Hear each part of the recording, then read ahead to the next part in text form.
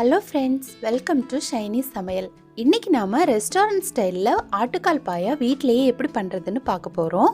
இது இடியாப்பம், இட்லி, தோசை, ஆப்பம் இதுக்கெல்லாம் ரொம்ப சூப்பராக இருக்கும். கீ ரைஸ், ஜீரா ரைஸ் இந்த மாதிரி ரைஸ் வெரைட்டிஸ்க்கும் இது ரொம்ப நல்லாயிருக்கும். இது நம்ம ஆட்டுக்காலில் பண்ணுறதுனால ரொம்ப ஒரு ஹெல்த்தியான ரெசிபி கூட. நீங்களும் இதை வீட்டில் செய்து பாருங்கள், ரொம்ப சூப்பராக இருக்கும். இந்த ரெசிபியை இப்போ எப்படி பண்ணுறதுன்னு பார்க்கலாம். வீடியோக்குள்ளே போகும் முன்னாடி நம்ம சேனலை சப்ஸ்கிரைப் பண்ணி சப்போர்ட் பண்ண எல்லாருக்கும் நன்றி. சப்ஸ்கிரைப் பண்ணாதவங்க மறக்காமல் சப்ஸ்கிரைப் பண்ணிக்கோங்க. நான் இன்றைக்கி 4 ஆட்டுக்கால் வாங்கியிருக்கேன். அதை கடையிலேயே இந்த மாதிரி கட் பண்ணி க்ளீன் பண்ணி கொடுத்துட்டாங்க. இருந்தாலும் இதில் சின்ன சின்ன முடியெல்லாம் இருக்கும், அதை நம்ம வீட்டில் க்ளீன் பண்ணி எடுத்துக்கணும். ஒரு பாத்திரத்தில் கொஞ்சமாக தண்ணி வச்சு அதில் 1 டீஸ்பூன் மஞ்சள் தூள் சேர்த்துக்கணும். தண்ணி நல்லா கொதிச்சதுக்கு அப்புறமா நம்ம கட் பண்ணி வச்சுருக்க ஆட்டுக்காலை இதில் சேர்த்து 2 நிமிஷம் அப்படியே விட்டுடணும். 2 நிமிஷம் விட்டால் போதும், அதுக்கு மேலே விட்டால் இதில் இருக்க கொழுப்பு எல்லாமே அந்த தண்ணியில் போயிடும். அதனால் 2 நிமிஷம் மட்டும் அதை அப்படியே விட்டுடுங்க. அடுத்து அதில் இருக்க தண்ணியை வடித்து எடுத்துக்கணும். அந்த ஆட்டுக்கால் லைட் சூடாக இருக்கும்போதே அதோட மேல் பகுதியில் நம்ம ஒரு கத்தி வச்சு லைட்டாக சுரண்டி எடுக்கணும். ரொம்ப அழுத்தி நம்ம சுரண்டக்கூடாது, அப்புறம் அதில் இருக்க ஃப்ளஷ் எல்லாம் வந்துடும். அதனால் மேலோட்டமாக நல்லா சுரண்டி இந்த மாதிரி எடுத்துக்கணும். அப்போ தான் அதோட மேல் பகுதியில் சின்ன சின்ன முடி இருந்தாலும் நமக்கு வந்துடும். அடுத்து இதை நல்லா தண்ணியில் கழுவி எடுத்துக்கோங்க. கழுவி எடுத்ததுக்கப்புறமா பாருங்கள், ரொம்ப க்ளீனாக வந்திருக்கு. அடுத்து இதை ஒரு குக்கரில் வச்சு நம்ம வேக வச்சிடலாம். குக்கரில் சேர்த்ததுக்கப்புறமா 1 டீஸ்பூன் அளவு உப்பு சேர்த்துக்கோங்க. கூடவே 1 டீஸ்பூன் அளவுக்கு நல்ல மிளகு பொடியும் 2 பச்சை மிளகாயும் சேர்த்துக்கலாம்.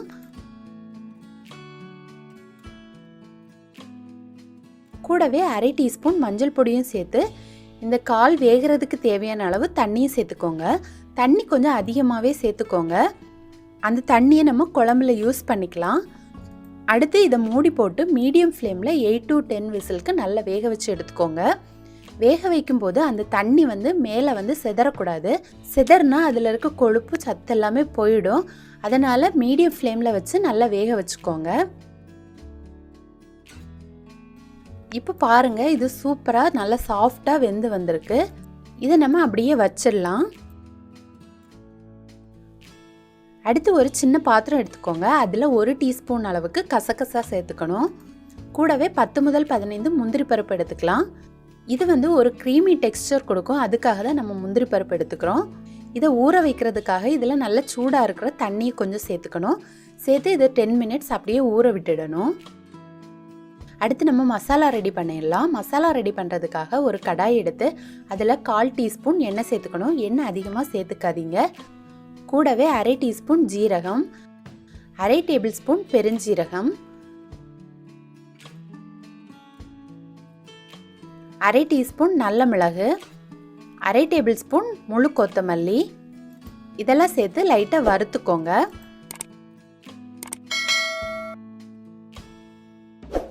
கூடவே ஒரு கொத்து கருவேப்பிலை, ஒரு சின்ன துண்டு பட்டை, ஒரு அன்னாசிப்பூ, ஒரு ஏலக்காய், 2 கிராம்பு இதெல்லாம் சேர்த்து நல்லா வறுத்துக்கணும்.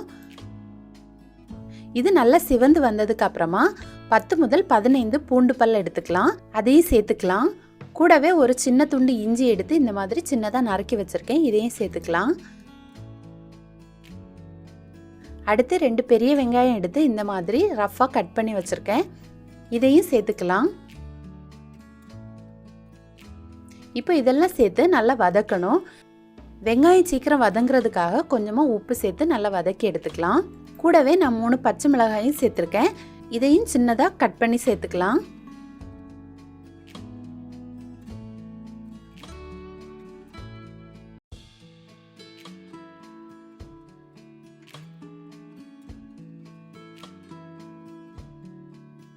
அடுத்து 2 சின்ன சைஸ் தக்காளி எடுத்திருக்கேன்.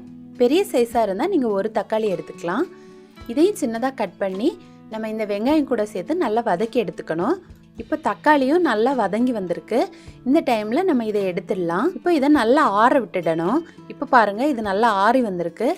ஆறினதுக்கப்புறமா ஒரு மிக்ஸி ஜாரில் சேர்த்து நல்லா அரைச்சி எடுத்துக்கணும். நம்ம இதில் அரைக்கிறதுக்காக தண்ணி சேர்க்க வேண்டாம். நம்ம ஆட்டுக்கால் வேக வைத்த சூப் இருக்கும்ல, அந்த தண்ணியை மட்டும் இதில் நம்ம சேர்த்துக்கலாம்.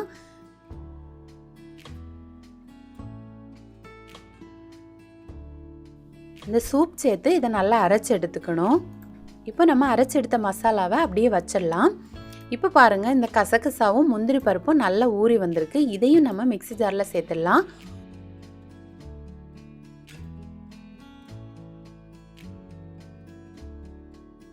கூடவே நான் அரை கப் அளவுக்கு தேங்காய் எடுத்திருக்கேன். இதையும் சேர்த்து நல்ல ஃபைன் பேஸ்ட்டாக நம்ம அரைச்சி வச்சுக்கணும். இப்போ நம்ம பாயா எப்படி ரெடி பண்ணுறதுன்னு பார்க்கலாம். ஒரு கடாய் எடுத்து அதில் 1 டீஸ்பூன் அளவுக்கு எண்ணெய் சேர்த்துக்கணும். நல்லெண்ணெய் சேர்த்தா நல்லாயிருக்கும். ரொம்ப எண்ணெய் சேர்க்காதீங்க. ஆட்டுக்கால்லேயே நிறைய கொழுப்பு இருக்கும், அதனால் திகட்டிடும். கூடவே ஒரு சின்ன துண்டு பட்டை, 1/4 டீஸ்பூன் அளவுக்கு கசகசா, 1/4 டீஸ்பூன் அளவு பெருஞ்சீரகம், அடுத்து ஒரு பெரிய வெங்காயத்தை நறுக்கி வச்சுருக்கேன். இதையும் சேர்த்து நல்லா வதக்கி எடுத்துக்கணும். கூடவே ஒரு கொத்து கருவேப்பிலையும் 2 பச்சை மிளகாயும் முழுசாக சேர்த்துக்கலாம். இப்போ ரொம்ப காரம் இருக்காது, அதோட ஃப்ளேவர் மட்டும் இதில் இருக்கும். இப்போ இதையும் சேர்த்து நல்லா வதக்கிக்கணும். வெங்காயம் கொஞ்சம் வதங்கினதுக்கப்புறமா கட் பண்ணி வச்சுருக்க ஒரு தக்காளியும் சேர்த்துக்கணும். சின்ன சைஸ் தக்காளி போதும். இப்போ தக்காளியும் நல்லா வெந்து வரணும். தக்காளி நல்லா வெந்து வந்ததுக்கப்புறமா நம்ம அரைச்சி வச்சுருக்க மசாலா பேஸ்ட்டை இதில் சேர்க்கணும். இப்போ இந்த மசாலா பேஸ்ட்டையும் நல்லா வதக்கணும். இப்போ இது கூட 1 கப் அளவுக்கு தண்ணி மட்டும் சேர்த்தா போதும். நம்ம ஆட்டுக்கால் வேக வைக்கும்போது அதுலேயுமே தண்ணி கொஞ்சம் அதிகமாக இருக்குது, அதையும் நம்ம இந்த குழம்புல சேர்த்துக்கணும். அதனால் இந்த மசாலாவுக்கு மட்டும் கொஞ்சம் 1 கப் அளவுக்கு தண்ணி சேர்த்துக்கலாம். தண்ணி சேர்க்கலைன்னா நீங்கள் அந்த சூப் கூட இப்போ சேர்த்துக்கலாம். இப்போ இந்த மசாலாலாம் சேர்ந்து நல்லா இதை கொதிக்க விடணும். இது நல்லா கொதித்து அதோட பச்சை வாசனை எல்லாம் போய் மேல் பகுதியில் நல்லா எண்ணெய் மிதக்கும். அது வரைக்கும் நம்ம கொதிக்க விடணும். கொதிச்சதுக்கு அப்புறமா நம்ம வேக வச்சு வச்சுருக்க ஆட்டுக்காலையும் இதில் சேர்த்துக்கணும். அந்த தண்ணி எல்லாமே சேர்த்து மொத்தமாக சேர்த்துக்கோங்க. இப்போ இதெல்லாம் சேர்த்து நல்லா மிக்ஸ் பண்ணிக்கணும். மிக்ஸ் பண்ணி ஒரு 10 மினிட்ஸ் நல்லா கொதிக்க விடுங்க. அடுத்து நம்ம அரைச்சி வச்சுருக்க தேங்காய் பேஸ்ட்டை இதில் சேர்த்துக்கலாம். இப்போ இந்த தேங்காய் பேஸ்ட்டையும் நம்ம சேர்த்தாச்சு. இந்த டைம் உங்களுக்கு கிரேவி எந்த பதம் வேணுமோ நீங்கள் அந்த அளவுக்கு தண்ணி சேர்த்துக்கலாம். உங்களுக்கு கொஞ்சம் தண்ணியாக வேணும்னா நீங்கள் இன்னும் கொஞ்சம் அதிகமாக தண்ணி சேர்த்துக்கலாம். கொஞ்சம் திக்காக வேணும்னா தண்ணி ரொம்ப சேர்க்க வேண்டாம். நம்ம ஆட்டுக்கால் வேக வைக்கும்போது கொஞ்சம் உப்பு சேர்த்துருக்கோம், மசாலாவுக்கு கொஞ்சம் உப்பு சேர்த்துருக்கோம். அதனால் இந்த குழம்புக்கு தேவையான அளவு மட்டும் உப்பு சேர்த்துக்கலாம். இப்போ உப்பு சேர்த்து எல்லாம் சேர்த்து நல்லா கொதிக்க வைக்கணும். இப்போ இதையும் சேர்த்து ஒரு 10 மினிட் நல்லா கொதிக்க வச்சு எடுத்தால் நமக்கு சூப்பரான ஆட்டுக்கால் பாயா வந்து ரெடி ஆகிடும். பாருங்கள், குழம்பு எவ்வளோ க்ரீமியாக வந்திருக்கு. இது இடியாப்பம் ஆப்பம் கூட எல்லாம் சாப்பிட்றதுக்கு ரொம்ப டேஸ்ட்டாக இருக்கும். குழந்தைங்க முதல் பெரியவங்க வர இதை விரும்பி சாப்பிடுவாங்க. நீங்களும் கட்டாயம் வீட்டில் ட்ரை பண்ணி பாருங்கள்.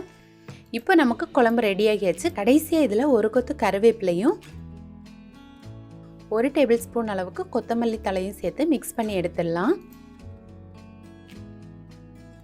இப்போ நமக்கு சூப்பரான சுவையான ஆட்டுக்கால் பாயா ரெடி ஆகியாச்சு.